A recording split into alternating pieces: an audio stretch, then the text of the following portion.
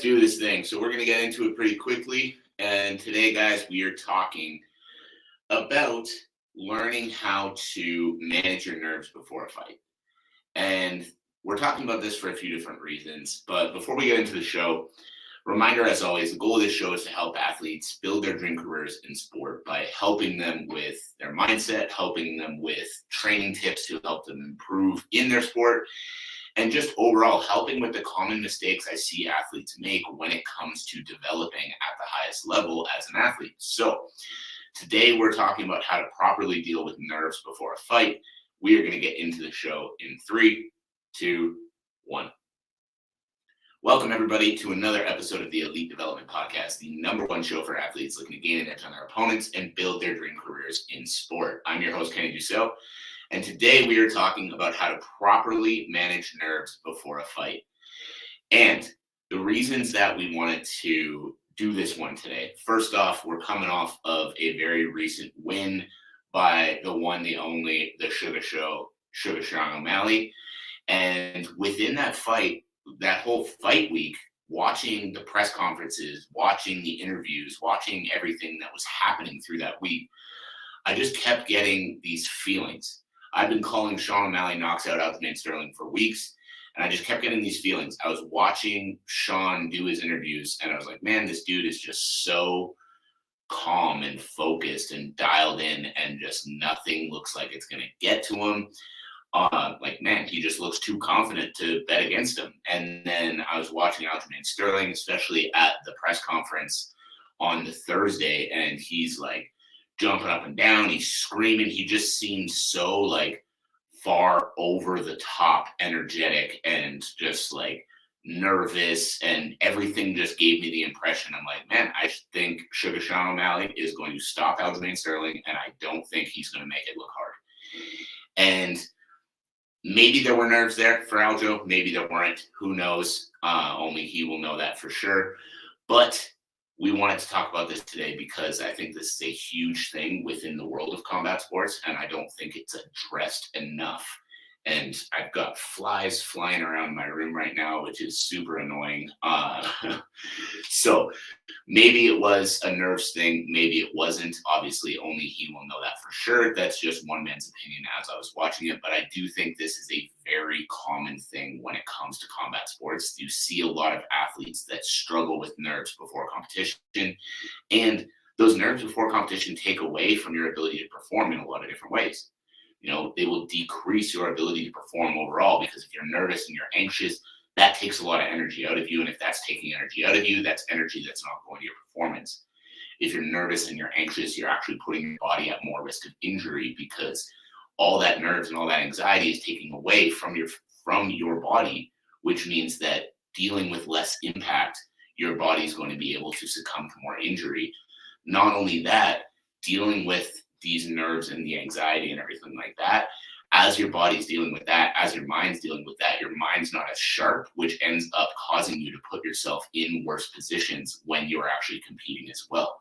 So there's a lot of different ways that nerves and anxiety can take away from your performance when they're not properly managed. So today we are going to get into how you can better manage your nerves, better manage your pre-fight anxiety, and in turn set yourself up to perform at your best each and every time you step into the cage or step into the ring. All right, so the first thing that can help you manage your nerves and manage your anxiety is visualization and breath work. So visualization and breath work, essentially what you want to start with is just find a quiet place. This is, before you start up your warm-up, before you start up the very fight-specific warm-up, find a quiet place and close your eyes and focus on your breath. So just focus on the breath coming in, focus on the breath coming out. What this is going to do is this is just going to slow your heart rate down.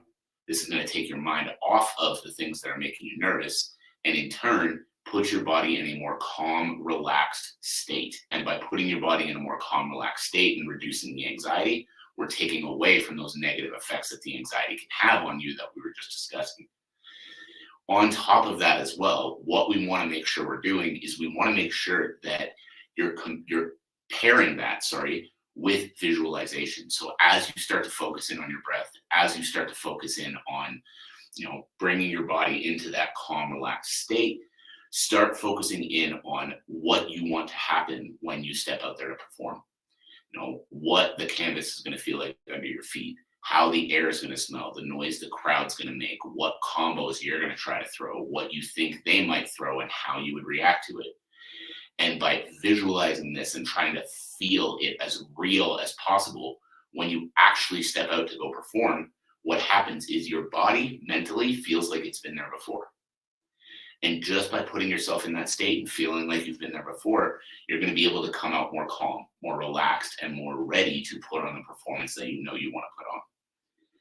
Now, the next thing you want to focus on when it comes to building this more calm, relaxed state and managing your nerves before a fight, focus on positive affirmations and positive self-talk.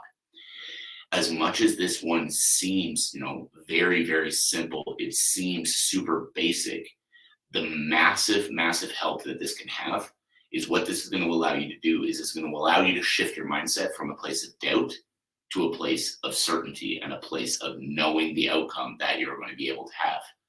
Now, when that happens and you start to work on shifting your mindset, it seems silly, but every little thing, like when you start off, and you start to say something to yourself like, I'm not good enough to do this, or I'm in over my head, or any of those common feelings that athletes have before they step out to compete, replace those feelings with positive affirmations. So when you say, I'm not good enough to do this, replace that with, I've trained as hard as I can, and I'm ready to go out and do my best.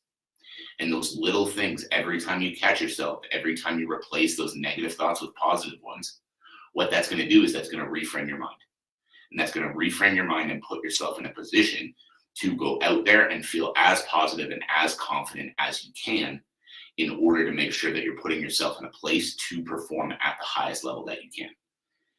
Now, number 3 is creating routine. And creating routine for fight day, the biggest thing that this is going to do for you is this is going to allow you to keep a sense of control.